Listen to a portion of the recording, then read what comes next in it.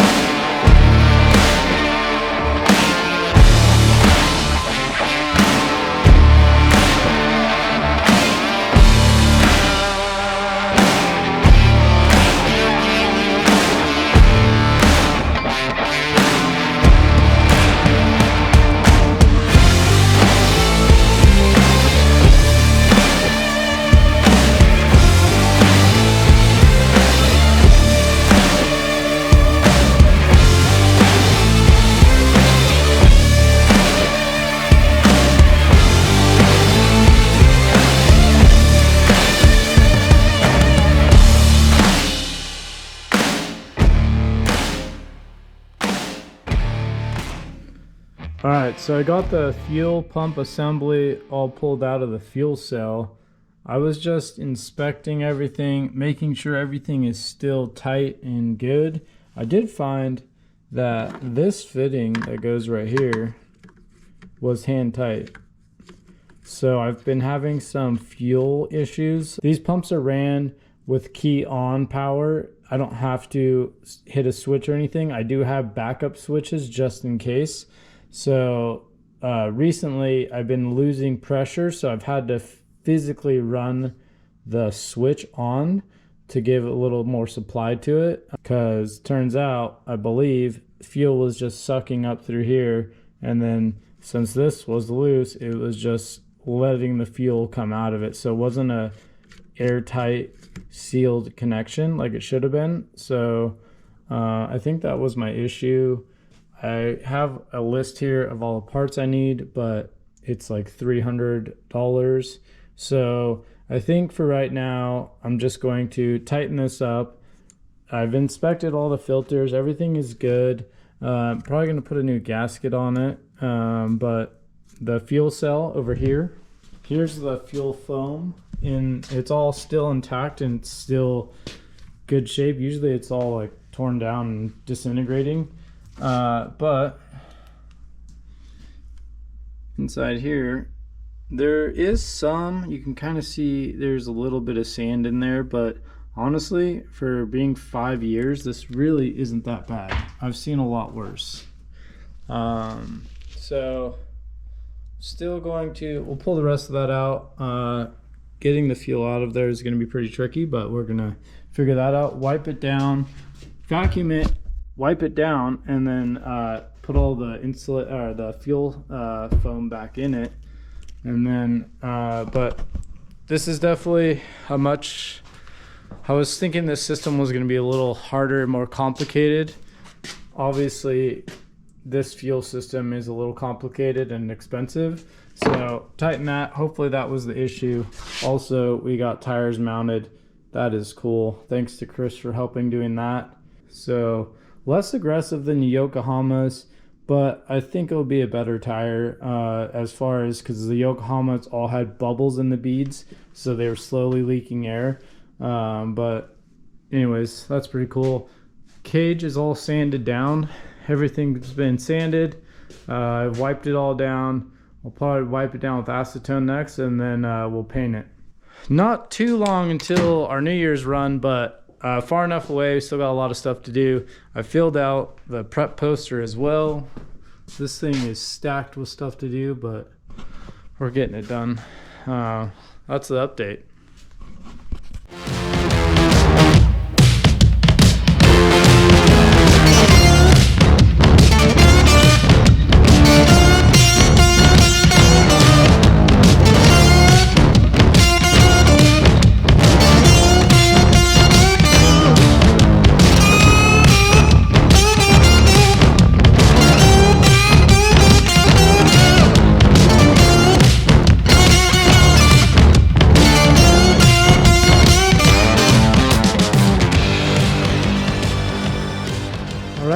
Making 20 degrees in there, but we got everything painted.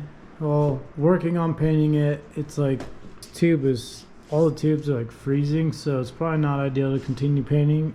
This can was like so cold when I was spraying it, just started exploding. So took a break on that and switched over to rebuilding the fuel pump filler plate system thingy here.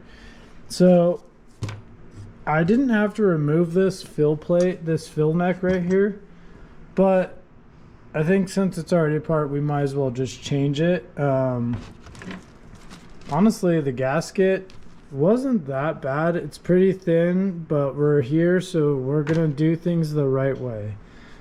That thing, none of this leaked, but we're already here, so we might as well do it. You can kind of see the difference there, but you know, this takes a little more time, a little more money, but this is already apart, so you might as well just do it, you know? I think a lot of people give me shit for that, but honestly, I don't even care, because that's the right way to do it. It's going to cost more money, but guess what? I'd rather have the issue in the garage versus in the desert having to do this. So anyways, you saw a little time lapse of that. I'm going to just continue putting that together. I just wanted to let you guys know what's going on. It's freezing, so hopefully you guys are staying warm.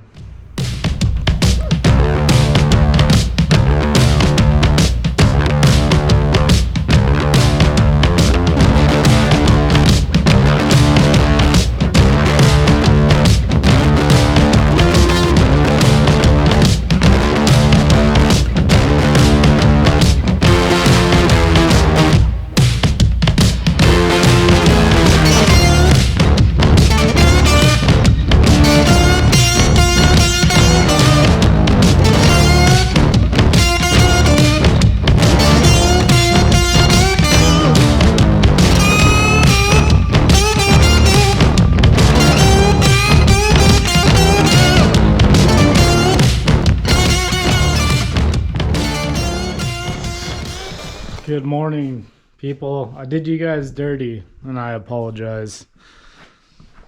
I put the truck back together and didn't film any of it. Yay for being a good YouTuber. Anyways, truck's back together, panels are on. The exhaust fought me a shit ton.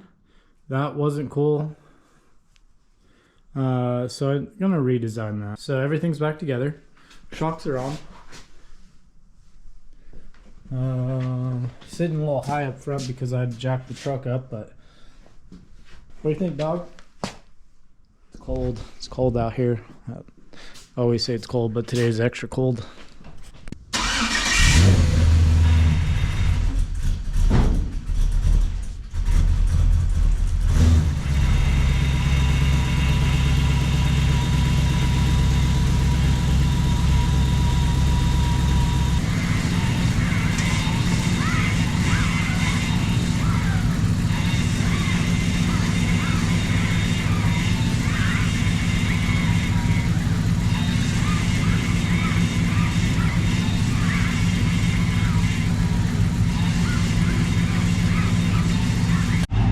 I've got to really let this thing warm up, otherwise it runs like shit. And it's currently really early, sorry neighbors, but we're gonna check some fluid while we're at it.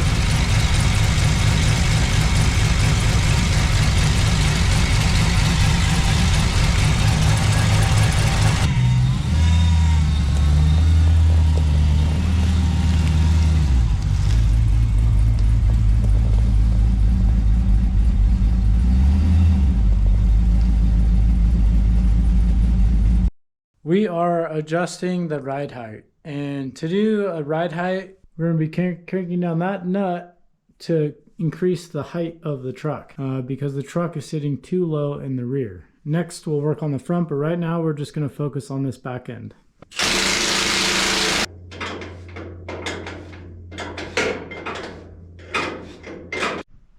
All right, so bypass coilover, obviously. The nut was way up here. It was just set to 0 preload on the coils. 0 preload would mean, like, say this thing was off the truck, fully extended. Your coil would have a bunch of slap right here between this coil and this nut. This is your like preload nut. There would be a little bit of gap right there. And then 0 preload from that point is just going to be cranked down till it just touches the top of the spring. Like that would be 0 preload. There's a lot of info on YouTube on that, but that's just kind of the gist. Apparently I'm bleeding. So we were at 3 3/4. I measure from like right here down to the top of that, and that was 3 3/4. We needed to apply a 1/2 inch of turn to it, so now we're at 4 1/4. Now we need to take your crossover. Your crossover now is what this plastic divider will slam against and ride on. So when your you have a lower coil, you have an upper coil. So when this coil comes up, this plastic slider, which is like a divider, it's going to sit and hit that, and then you're going to be compressing, and all the weight and force is going to be going through the lower spring only. The top spring will just be static there. So it's kind of a quick overview of how that works. All right, so what I wanted to show you was we got that compressed as much as we could, and then so what I was talking about takes the load off these springs to where you can just turn it by hand, versus if you didn't have that, you'd have to jack it as far up as you could and then use something like this tool to crank it over.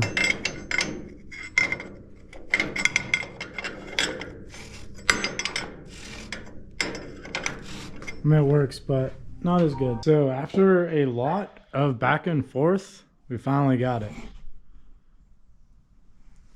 She sits pretty level now.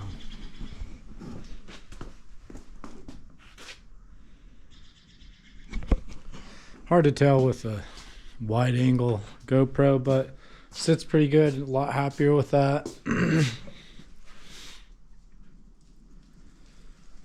So next, I need to touch up the panels a little bit. just gonna file down some of these corners, and then we're gonna paint these panels.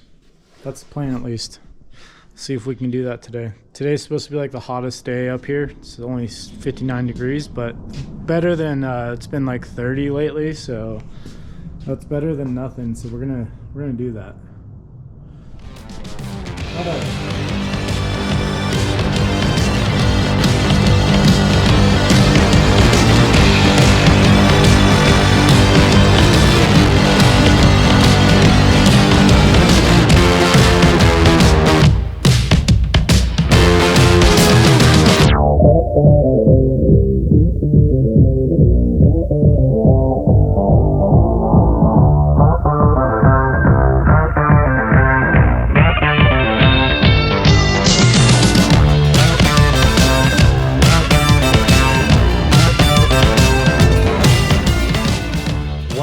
Crooked. Doesn't matter. I don't have a stirring stick or like little drill things. We gotta stir the shit out of that steelet, otherwise it won't spray. So this is my ghetto fix to doing that. So here is the steelet we're gonna use. I went to Cartech and picked this up. You can buy it off their website, Cartech's website. You can buy it off Steelet's website. You can actually buy it in a lot of places. So I don't always use Steelet, but in this case, I'm going to. I probably should have just powder coated the panels, but oh well, at this point, nothing we can do. So I got all the panels hung up. Now we're gonna spray them. Let's get this stirred up. We'll let it sit for a sec, pour it into the gun, and then spray it.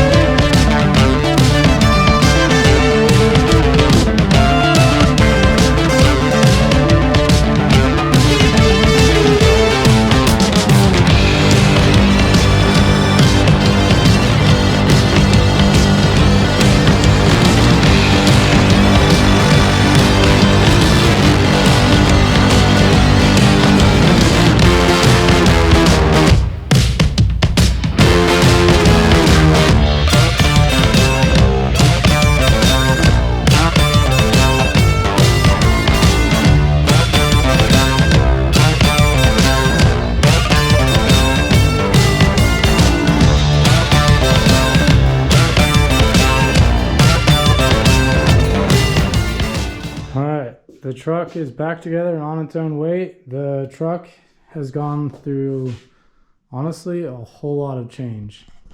Shock rebuild, paint, panel work, panel repainted, exhaust work, tires. I changed out the fire extinguishers for new ones, removed some stuff. I'm still not even done. But the truck is back together for right now. The rest of the stuff that I have to do to the truck is going to be able to be done like this, but pretty wild how far this has come in the last couple of days. Actually, at least a week in that. To you guys, it seems like a day's worth of work, but it's not. But I'm pretty stoked. Shocks look good. Repainted the truck. Came out all right. It's very kind of dull. Maybe some wet sanding will help fix that. I don't know. We'll see. Who cares? It's going to get ran through bushes anyways. For now, it looks good. Good enough to drive into bushes and through the desert. All right, so it is Christmas morning. I've got the new stickers that we're going to be installing across the door panel right there. I painted the truck for that reason right there. I wanted to just make sure it was nice and clean. I mean, you can see how dull it is. This is like a single stage spray out of a paint can. It's aerosol. So you can't really wet sand it because it's metallic, and the metallic will just spread, and you just spread the metallic and it won't look right. So for right now, this is going to be good enough. It's going to be bushwhacked anyways, so it doesn't really matter too much. But the truck in all is looking pretty good. Pretty stoked on these rear panels. Looks pretty good, to be honest.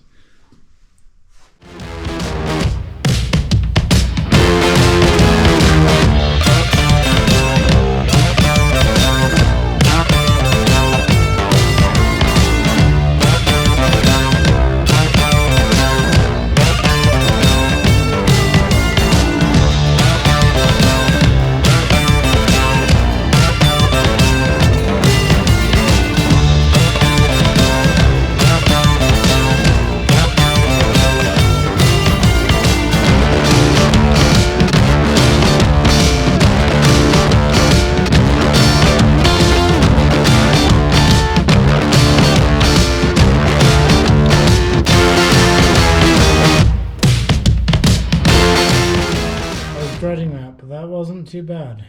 It's on there, it's not leaking. Cool. Another thing checked off the list.